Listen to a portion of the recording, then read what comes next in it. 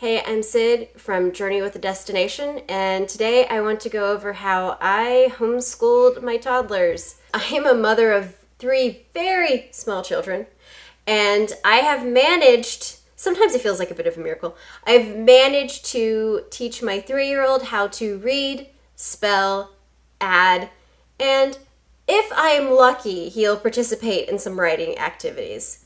And I want to share with you how I got there. So first things first, the TV I put on for these children is very specific.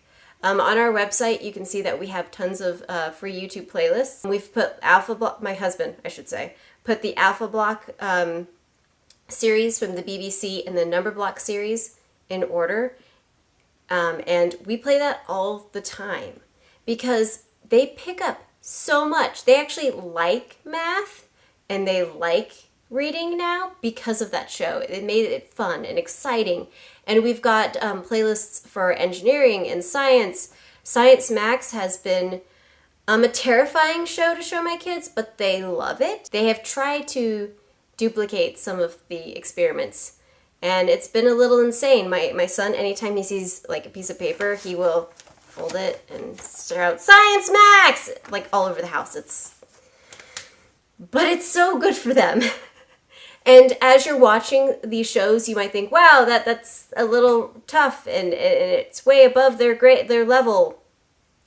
Don't worry about it. I didn't. Next thing you know, they're picking up everything. My eldest understands the state of matter at the age of 3. Second, I personally made sure that they had at least some toys that are super educational. Not going to lie, I hated puzzles. My kids just didn't play with them. The pieces got everywhere. I was going insane. And some of the counters out there that everyone's like, "Oh, my son loved the math counters." At my house, we count planets. But I made sure that they had at least some sort of toy that they enjoyed counting. And the biggest thing ever, our friend got these for them for their, I believe, 2nd birthday. They're robot letters. We recently had to buy 2 sets because when my child was trying to spell Neptune, he couldn't find a second E. It was really weird. He kept chasing me around the house saying, "Mommy, I need another letter." And I was thinking, dude, I'm not going to go fish out another letter for you. Turns out he knew that he was missing an E at the end. So yeah, we got him more of these, but they're amazing. They turn into robots. I don't think that's half of the appeal. I think it's just the fact that they're like giant letters you get to spell with, but 10 out of 10 suggest. The other thing I suggest, because I've been bad about this because I have a crayon eater in the house, but if you don't have a crayon eater, drawing and playing and coloring with them is fantastic because it's like a first step to writing. My eldest, he can write pretty well. I mean, the letters are this big, but we got to start somewhere, and the O's are several loops. But he's getting there. If you write a word for him in front of him, he will try to replicate it, and he holds his pen right, and that is because we've been drawing and coloring a lot so he can get comfortable with utensils. Last but certainly not least, I read a lot, like 30 to 40 minutes a day. And getting them to sit still was kind of hard at first. I gave them crackers because if they were sitting and eating, they didn't want to move as much, or I'd give them milk or something to occupy them. Now that they're older, it's more of a, dude, you have to at least learn how to sit for 30 minutes. It's been a challenge, but it's been well worth it. So I didn't start off with 30 to 40 minutes at first. At first, around, I think, 18 months, I started with a system where we read at least 1 alphabet book, 1 number book, 1 shape book, and 1 color book a day. And I'm going to share with you guys some of my absolute favorites. So, if I were to suggest any book ever, it has to be the ABCs of D&D. So D&D is a tabletop game, so it's a fantasy one. You get to make your own characters and pretend that you're going off and having adventures in a fantasy land. And the man who wrote this, Ivan Van Norman, is a big component in the community. And you can tell he loves the source material because it is such a pretty book. Ah! But not only that, the vocabulary used, it's pretty intense. And how I personally did this is anytime I did an alphabet book, it would be, is for owlbear. I would always make sure they knew what the letter sound was. And because of that, my second decided to learn the sounds of the letters before actually learning how to say the word, the actual, like, name. Which, you know what? Fair.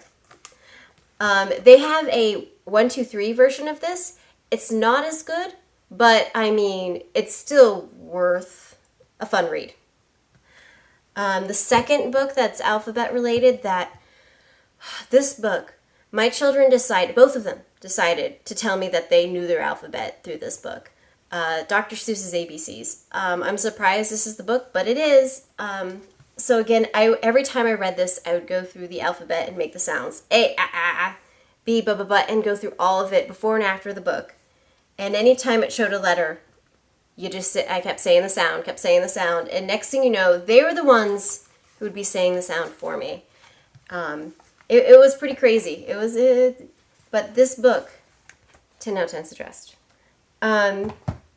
So these books I find kind of hard to read, but also they're just nice. They're nice in that they're very simple. They aren't narrative, but I think a lot of kids like them because they're so simple. But this one in particular goes over numbers, colors, shapes. I don't think it has to be this one. There's so many books like it. But yes, I think everyone should have at least one book like this. This has been a favorite in the house for a while. Actually, both of my shapes book have. So I have mouse shapes, which I have been chased around the house with this book. This one's in particularly fun because it's got mice running, and if you make their feet run, oh yeah, they go bonkers for it. And they will tell you things like, oh look, if we add these two shapes together, it makes this item. I would always point out, okay, look, it's a triangle, it's a square. It makes it kind of a wordy book, but really making sure they understand what's the triangle. Yeah, when my son was 18 months, he could point out any shape. This one's kind of similar. The DK My First books are relatively okay priced, and I think they're lovely just because I think DK always has visually appealing books. Oh, I feel like everyone knows about this book, but Eric Carle's From Head to Toe. Now, I didn't always read a body part book with them, but I tried as much as I could, and this book was a favorite by far. I think any book, and I'm going to, if I can make any suggestion to anyone, is if you see a way to make a routine out of a book, do it.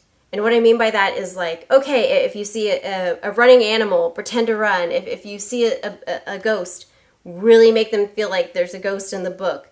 Make sure it's a really fun experience because they're going to want to keep reading it and they're going to remember that aspect. And this book does a great job of it. Now, I will have to ask, I don't know if anyone else has this book, but how do you I can't do that. And I feel like a liar every time I read this book because I certainly cannot do that.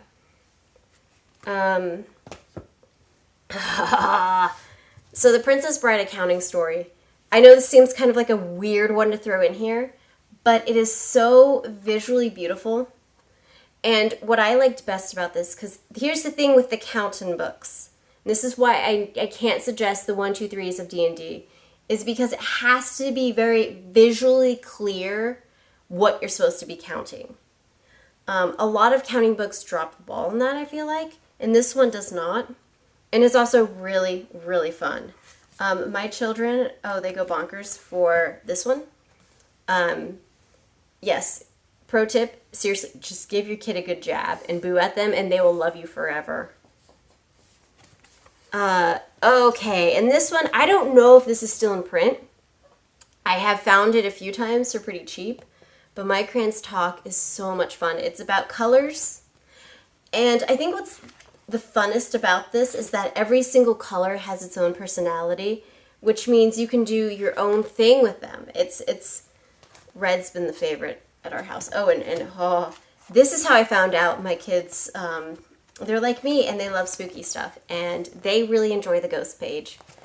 But these books, you read them to them every day, and next thing you know, they really are going to know their alphabet and their numbers. So one thing I would warn everybody about starting this process young is that sometimes they're not going to pick it up for a very, very long time, and it's going to be kind of discouraging, but you'll be surprised what they do pick up. And it's not going to necessarily be reading at 3 or 2. So my second, she refuses to let you know she knows something unless she can say the word. So it was never, hey, look, we've got an alphabet chart. Can you point to the A? Oh, absolutely not. Even if she could, she would not. It wasn't until she decided she could talk that she would say A, ah, ah. But my other child would totally point at things, but wouldn't speak for the longest time. So it's going to look different for each and every child, and don't be discouraged by that. Starting this young, it's not going to look as neat and tidy as if you did at 5. And I think there's this misconception that if you start this young, you're a tiger mom or you're forcing something, or no. As long as you keep it relaxed and casual and fun, and after you've got a base and they're starting to sit longer, start adding more fun books in there so that they just get to the experience of reading fun stuff and the idea that, yeah, reading is fun. And as long as you can really instill that reading is fun, you'd be surprised how far you can get with them. So as I was saying, we've got tons of great playlists for preschoolers on our YouTube channel under our playlists, or you can go to our website and check those out. But please like and subscribe, and I will see you later when I suggest more awesome books that you can read to your kids.